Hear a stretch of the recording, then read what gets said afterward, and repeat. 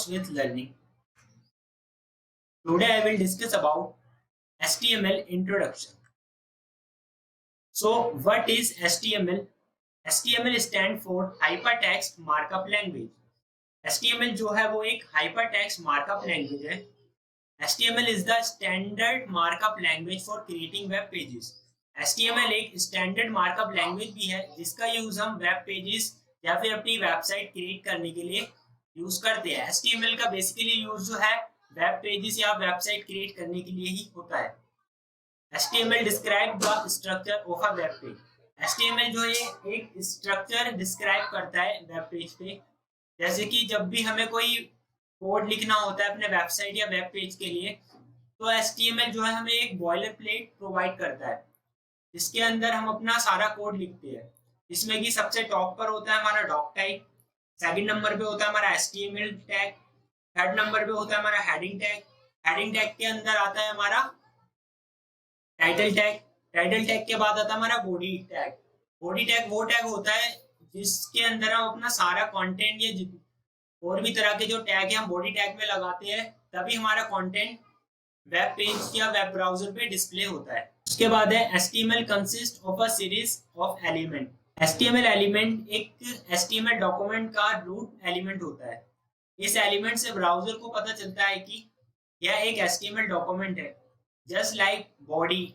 Body में हम जो भी कंटेंट लिखते हैं वो सब हमारा ब्राउजर पे डिस्प्ले होता है. ब्राउजर को ये पता चलता है कि बॉडी के अंदर अगर हम कोई भी कोड लिखेंगे तो ये मुझको डिस्प्ले कराना है. उसी तरह आता है heading tag. Heading tag basically 6 level होते हैं हेडिंग टैग के. हेडिंग 1 से लेकर हेडिंग 6 तक. हम जोन सी हेडिंग, अगर मैं हेडिंग 3 यूज करता हूँ और हेडिंग 3 के अंदर अपना कंटेंट लिखता हूँ, तो वेब ब्राउजर को पता होगा कि हेडिंग 3 के अंदर जो कंटेंट है उसको क्या साइज में डिस्प्ले कराना है. उसके बाद आता है हमारा पैराग्राफ टैग. पैराग्राफ टैग भी सिंपली टेक्स्ट को डिस्प्ले कराने के लिए होता है. फिर आता है हमारा HTML element. Tell the browser how to display the content. HTML element जो है ब्राउजर को यह बताते हैं कि जो कंटेंट है ये ब्राउजर पर डिस्प्ले कराना है, और ब्राउजर तय करता है कि कौन सा कंटेंट डिस्प्ले कराना है. पहले अगर हम सीरियल वाइज लिखेंगे अपना कोड तो वो ब्राउजर हमें आउटपुट भी वैसे ही सीरियल वाइज ही देगा. उसके बाद आता है HTML element label pieces of content such as, जैसे कि दिस इज अ हेडिंग. अगर मैं कोई हेडिंग टैग लेता हूँ H1 टैग, उसमें लिखता हूँ दिस इज अ हेडिंग, तो ब्राउजर जो खाली जो मेरे कंटेंट लिखा होगा ना वही डिस्प्ले कराएगा. उस टैग डिस्प्ले नहीं कराता कभी भी ब्राउजर. अगर मैं कोई पैराग्राफ टैग लेता हूँ, उसमें लिखता हूँ दिस इज अ पैराग्राफ, तो ब्राउजर जो है मेरे ये this is a paragraph he display कराएगा. पैराग्राफ पी टैग जो है वो डिस्प्ले नहीं कराएगा. उसी तरह दिस इज अ लिंक. अगर मैं लिंक टैग का यूज करता हूँ तो जो मैंने लिंक दिया हुआ है वही ब्राउजर पे डिस्प्ले होगा, जिसपे मैं क्लिक करके नेक्स्ट पेज पे जा सकता हूँ. वो टैग डिस्प्ले नहीं कराएगा. उसके बाद आते हैं what is an HTML element. HTML element होते क्या है, सो आइए देखते हैं. An HTML element is defined by a start tag, some content and an end tag. Basically ये कह रहा है हम जितने भी एलिमेंट लिखते हैं HTML में वो स्टार्ट टैग से डिफाइन होते हैं, और जितने भी टैग हम ओपन करते हैं वो सारे टैग क्लोज भी होते हैं. जस्ट एग्जांपल के तौर पे दे रखा है. ये जो एरो देख रहे हैं, इन एरो के बीच में हम लिखते हैं अपना टैग नेम. जैसे कि H1 ये भी एक हेडिंग 1 है, ये भी एक टैग है. पैराग्राफ ये एक पी टैग है. ब्रेक लाइन BR भी एक टैग है. ये पोर्शन जो होता है ये होता है हमारा ओपनिंग टैग का, और ये पोर्शन जो होता है ये होता है हमारा क्लोजिंग टैग का. अब ओपनिंग और क्लोजिंग टैग की पहचान हम कैसे करेंगे?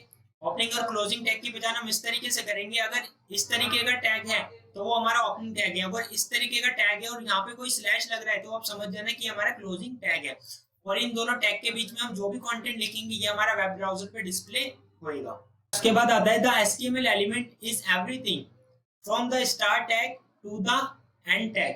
जस्ट लाइक एग्जांपल के तौर पे यहाँ दे रखा है, देखिए कि H1 टैग है, ये ओपनिंग टैग है, ये क्लोजिंग टैग है. इन दोनों टैग के बीच में मैंने लिखा हुआ है माय फर्स्ट हेडिंग. अब वेब ब्राउजर जो है मुझे जो डिस्प्ले कराएगा वो एज इट इज पूरा ऐसे नहीं कराएगा. वो खाली जो ये मेरा कंटेंट है, जो टेक्स्ट है, यही डिस्प्ले कराएगा, माय फर्स्ट हेडिंग, ना कि ये टैग डिस्प्ले कराएगा. उसी तरह आता है P, मतलब कि पैराग्राफ टैग. पैराग्राफ टैग में मैंने लिखा है माय फर्स्ट पैराग्राफ. तो ब्राउजर जो है खाली ये मेरा फर्स्ट पैराग्राफ का टेक्स्ट ही डिस्प्ले कराएगा, ना कि ये ओपनिंग और क्लोजिंग टैग डिस्प्ले कराएगा। अब हम इसको किस तरीके से लिखते हैं एलिमेंट में वो देखते हैं। हम इसको लिखते हैं जैसे कि हमारा h1 टैग है, इसके बीच में मैंने लिखा माई फर्स्ट हेडिंग और इस टैग को मैंने यहाँ क्लोज कर दिया। उसके बाद लिखा मैंने पैराग्राफ टैग p टैग, उसके अंदर लिखा मैंने माई फर्स्ट पैराग्राफ और मैंने अपने पैराग्राफ टैग को यहाँ क्लोज कर दिया। उसके बाद आता है गाइस मेरा br टैग। गाइस देखो मोस्टली ऐसे टैग होते हैं जो ओपन होने के बाद क्लोज होते हैं, बट कुछ गिने चुने ऐसे टैग हैं जो ओपन तो होते हैं बट क्लोज नहीं होते, जैसे कि br tag. Why to learn HTML? HTML सीखना इतना जरूरी क्यों है और हम क्यों सीखे HTML? आप ये कहेंगे ना यार सर बहुत सारी लैंग्वेज है, हम HTML क्यों सीखें, है ना? तो चलिए देखते हैं हम HTML क्यों सीखें। HTML and CSS are the framework used to build website. HTML and CSS जो है वो फ्रेमवर्क है, एक ढांचा है वेबसाइट बनाने का। अगर आपको वेबसाइट बनानी है तो आपको एटलीस्ट HTML और CSS आनी चाहिए, जिससे कि आप अपनी एक वेबसाइट डेवलप कर सके, क्रिएट कर सके या फिर अपने लिए एक वेब पेज बना सके। If you can understand how they work together you are much better off when it come to design.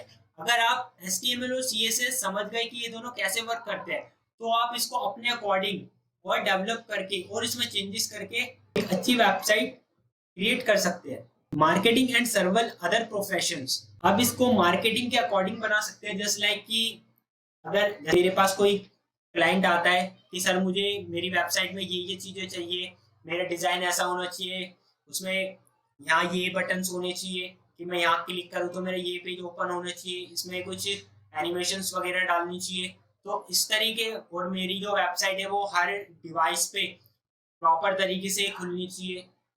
तो भाई अगर हमें HTML और CSS भी आती है तो हम बस इन दोनों का यूज करके इस टाइप की एक वेबसाइट बना सकते हो, अपने क्लाइंट की रिक्वायरमेंट के अकॉर्डिंग वेबसाइट क्रिएट कर सकते हो। तो आप समझ लेना कि आप एक प्रोफेशनल वेब डेवलपर बन चुके हो। HTML and CSS are a great tool to have when create your website having the knowledge. HTML and CSS जो है वो एक बहुत ही बढ़िया टूल, एक ऐसा टूल है जिसकी हेल्प से आप अपनी वेबसाइट क्रिएट कर सकते हो अपने नॉलेज के अकॉर्डिंग। अगर आपको HTML और CSS यूज करना आ गया तो आप और अपनी नॉलेज के अकॉर्डिंग उसको चेंजेस कर सकते हो। If you are not ready to make a career change, अगर आप सपोज कि आप किसी दूसरी फील्ड में हो और आप अपना करियर चेंज नहीं करना चाहते, आप चाहते हो कि मैं ये भी काम करूं और मैं थोड़ा IT सेक्टर में आऊं, मतलब कि वेबसाइट वगैरह भी बनाऊं, तो आप इस काम को भी बड़ी इजी तरीके से कर सकते हैं। कैसे? Learning HTML and CSS can provide you with a way to earn extra income outside of your day job. मतलब अगर आप सिंपली HTML और CSS सीख सकते हैं तो आप एक्स्ट्रा अर्निंग भी कर सकते हैं। अपने जॉब, आपकी जो जॉब है वो तो आप करेंगे, साथ में एक्स्ट्रा अर्निंग भी कर सकते हैं। कैसे? देखिए फ्रीलैंसिंग। फ्रीलैंसिंग का आपने सभी ने नाम सुना होगा।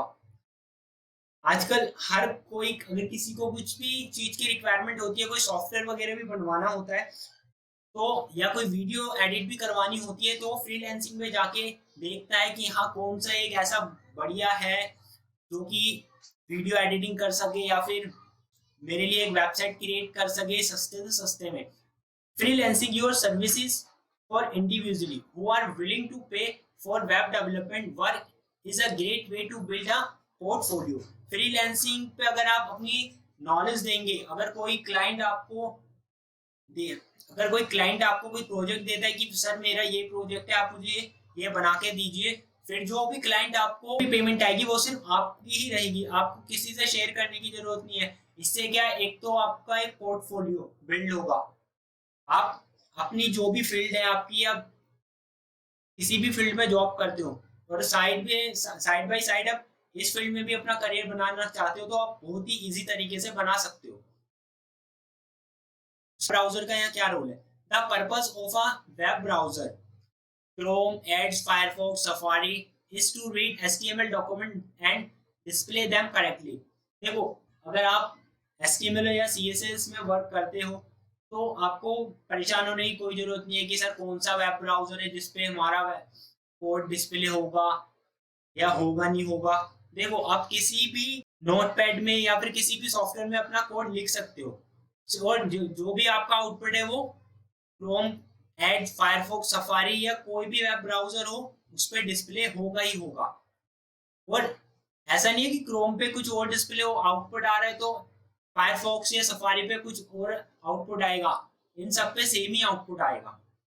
अब browser does not display the HTML tag, जैसे कि मैंने आपको बताया था अभी कि हम जो भी अपने हेडिंग टैग के अंदर लिखते हैं, जैसे कि H1 टैग के अंदर हम जो भी लिखेंगे उसके ओपनिंग और क्लोजिंग टैग में ब्राउजर जो है does not display the HTML tag, वो टैग डिस्प्ले नहीं कराएगा, सिर्फ उसके अंदर का कंटेंट ही डिस्प्ले कराएगा, but use them to determine how to display the document.